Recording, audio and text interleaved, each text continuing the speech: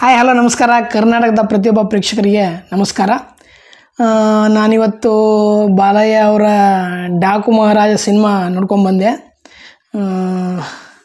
ಒಂದು ಮಾತು ಹೇಳ್ಬೇಕಪ್ಪ ಅಂದರೆ ಈ ಫಿಲ್ಮು ಒಂದು ರೇಂಜಿಗೆ ಚೆನ್ನಾಗಿದೆ. ಯಾಕಪ್ಪ ಅಂದರೆ ಕೆಲವೊಂದಿಷ್ಟು ಸನ್ನಿವೇಶಗಳು, ಕೆಲವೊಂದಿಷ್ಟು BGM ಸೌಂಡು ಮಾತ್ರ ನೆಕ್ಸ್ಟ್ ಲೆವೆಲೇ ಇದೆ.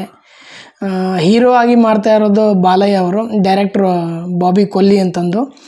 ಹೀರೋನಿ ಊರ್ವಶಿ ಅವರು ಇದ್ದಾರೆ, ಮತ್ತು ಸೆಕೆಂಡ್ ಹೀರೋನಿ ಕೂಡ ಇದ್ದಾರೆ. ಫಿಲ್ಮು ಒಂದನೇ ಸ್ಟೋರಿ ಬಂದುಬಿಟ್ಟು ಈ ಚಿತ್ರದ ಕತೆ ಕರಟಕ ದಮನಕ ಮತ್ತು ಭೈರತಿರಂಗಲ್ ಫಿಲ್ಮಲ್ಲಿ ಕುಡಿಯೋಕ್ಕೆ ನೀರಿಲ್ಲದಂಥ ಹಳ್ಳಿಗಳಿರ್ತಾವಲ್ಲ, ಅದೇ ರೀತಿಯಾದಂಥ ಒಂದು ಹಳ್ಳಿ ಇರುತ್ತೆ. ಆ ಹಳ್ಳಿಯಲ್ಲಿ ಕುಡಿಯೋಕ್ಕೆ ಜನರಿಗೆ ನೀರು ಕೂಡ ಇರಲ್ಲ. ಅದೇ ಒಂದು ಸನ್ನಿವೇಶ ಇಟ್ಕೊಂಡು ಫಿಲ್ಮ್ ಮಾಡಿದ್ದಾರೆ. ಅದು ಫ್ಲ್ಯಾಶ್ ಬ್ಯಾಕಲ್ಲಿ ಬರುತ್ತೆ. ಸ್ಟಾರ್ಟಿಂಗಿಂದ ಎಂಡ್ವರೆಗೂ ಬಾಲಯ್ಯ ಅವರ ಆ್ಯಕ್ಟಿಂಗ್ ಮಾತ್ರ ಬೇರೆ ಲೆವೆಲೇ ಇದೆ. ಸ್ಕ್ರೀನ್ ಪ್ರೆಸೆನ್ಸ್ ತುಂಬ ಚೆನ್ನಾಗಿದೆ.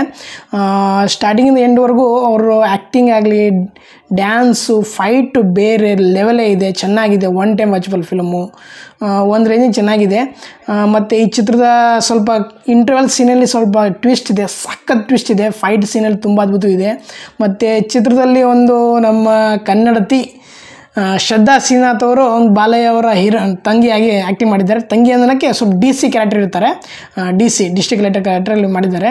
ತುಂಬ ಅದ್ಭುತವಾಗಿ ಅವರ ಪಾತ್ರವನ್ನು ನಿರ್ವಹಿಸಿದ್ದಾರೆ. ಮತ್ತು ಈ ಚಿತ್ರದಲ್ಲಿ ಶ್ರದ್ಧಾ ಶ್ರೀನಾಥ್ ಅವರ ಮಗಳ ಪಾತ್ರ ಏನಿದೆಯಲ್ಲ, ತುಂಬ ಸಖತ್ತಾಗಿದೆ, ಬೇರೆ ಲೆವೆಲೇ ಇದೆ. ಈ ಫಿಲಮನ್ನು ಮತ್ತು ಸಾಕಷ್ಟು ಕನ್ನಡ ಚಲನಚಿತ್ರ ಬಗ್ಗೆ ರಿವ್ಯೂ ಮಾಡ್ತಿರ್ತೀನಿ. ದಯವಿಟ್ಟು ನನ್ನ ಚಾನಲ್ನ ಸಬ್ಸ್ಕ್ರೈಬ್ ಮಾಡಿ, ಹಾಗೆ ಬೆಲ್ ಐಕಾನ್ ಒತ್ತಿ. ನಿಮಗೇನು ಅನಿಸುತ್ತೋ ಕಾಮೆಂಟ್ ಬಾಕ್ಸಲ್ಲಿ ಕಾಮೆಂಟ್ ಕೂಡ ಮಾಡಿ. ಜೈ ಹಿಂದ್, ಜೈ ಕರ್ನಾಟಕ, ಮತ್ತು ನಮಸ್ಕಾರ.